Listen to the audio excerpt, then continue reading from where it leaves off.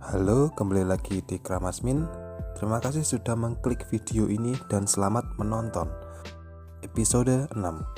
Diceritakan pada episode ini waktu Lord Takeru tinggal 45 hari lagi untuk mengumpulkan ke 12 Eikon. Oke, cerita dimulai di basement Guild Daitenku.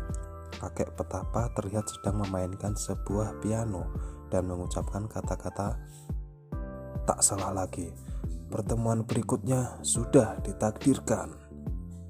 Lord Takeru yang sedang membaca buku pun langsung menebak itu adalah kata-kata sang legenda komposer musik, yaitu Beethoven. Takeru ternyata dalam mode tidak terlihat karena dirinya masih merasakan galau yang terjadi pada episode sebelumnya. Keraguan dan rasa takut membuat Lord Takeru tidak bisa menampakkan dirinya.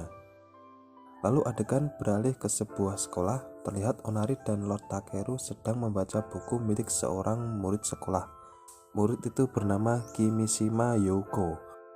Terlihat Onari sedang ingin menyelidiki fenomena aneh yang dilaporkan Yoko. Fenomena aneh itu adalah hilangnya suara-suara yang ada di sekitarnya. Memang benar, pada adegan ini tiba-tiba audionya mati. Saya kira speaker saya yang mati, tapi ternyata memang benar-benar tidak ada suara sama sekali. Sunyi.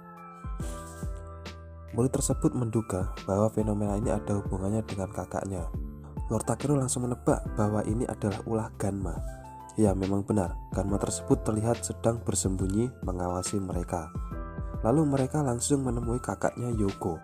Yoko berniat memperkenalkan para penghuni Guild Daitenku ini kepada kakaknya. Tapi ternyata kakaknya merasa terganggu dan marah-marah. Wah, kurang ajar. Tidak sopan sekali dia terhadap para penghuni Guild Daitenku. Tapi para penghuni Guild Daitenku tetap sabar membela Yoko. Onari mengatakan bahwa Yoko sangat mengkhawatirkannya. Dilanjutkan, Lord Takeru juga mengatakan kepada kakaknya bahwa ia diincar oleh Ganma. Kakaknya Yoko tetap tidak peduli. Lalu tiba-tiba suara kembali menghilang. Ganma muncul di sana dan pertarungan pun tidak bisa dihindarkan. Di tengah pertarungan melawan Ganma, Spectre pun datang lagi untuk merebut Eikon milik Lord Takeru. Saat Spectre lagi membuli Ori Damashi, Ganma tersebut berhasil kabur dan pertarungan pun dimenangkan oleh Spectre. Lord Takeru terlihat sangat ketakutan dan menjatuhkan Eikon Musashi, lalu pergi menghilang. Kurang ajar, kuat sekali Spectre itu. Tapi untungnya Akari dengan cepat mengambil Eikon Musashi dan melindunginya. Spectre mengancam Akari tetap tidak mau memberikannya. Akhirnya Spectre pun tidak jadi mengambil Eikon tersebut. Di sini saya sebagai penonton sudah mulai merasa aneh. Spectre ternyata tidak jahat. Spectre tidak tega melukai manusia. Saya kira Spectre itu di pihak Ganma, karena Ganma pada episode kemarin mengenal Spectre. Adegan berpindah di pinggir laut. Terlihat Spectre sedang mengobrol dengan sebuah Eikon dan tidak disangka-sangka Eikon tersebut mengenal Akari. Wah, siapakah makhluk yang berada pada Eikon tersebut? Lalu Spectre dihampiri seseorang dan menyerahkan Eikon ke orang tersebut lalu pergi. Apakah orang ini yang memerintah Spectre untuk mengumpulkan Eikon? Masih tanda tanya. Kembali ke Guild Daitenku. Onari ingin menyelidiki lebih dalam kepada Yoko tentang masalah yang dialami kakaknya. Lalu Yoko bercerita, kakaknya dulu adalah orang yang baik. Sebelum kakaknya berubah sifat, kakaknya bertemu dengan seseorang. Ya, ternyata orang ini lagi. Dapat disimpulkan bahwa orang ini adalah dalang dari sumber masalah kejadian fenomena aneh. Orang tersebut memberikan sebuah partitur karya milik Beethoven kepada kakaknya. Partitur adalah tulisan nada-nada lagu untuk dimainkan. Setelah kakaknya memainkan partitur tersebut, kakaknya mulai berubah sifat. Yoko menangis dan berharap kakaknya bisa kembali seperti dulu lagi. Onari penuh optimis dan berusaha menenangkannya.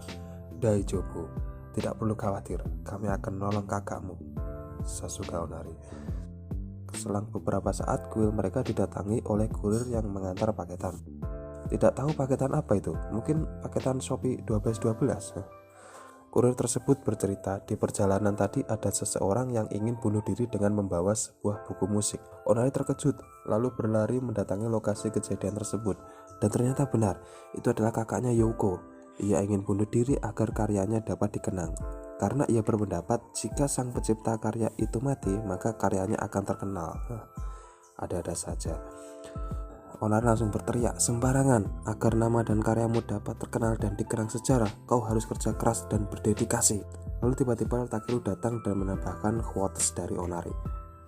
Beethoven pun juga pernah ingin mengakhiri hidupnya. Namun Beethoven tidak menyerah.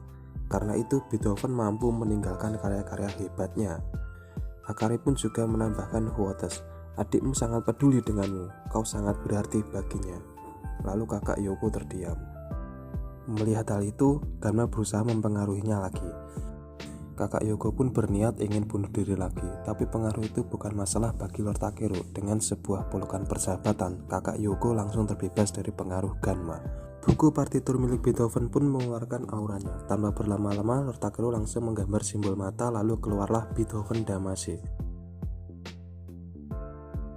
Singkat cerita, Lord Takeru pun berhasil mengalahkan Ganma tersebut dengan kekuatan Beethoven dan Musashi.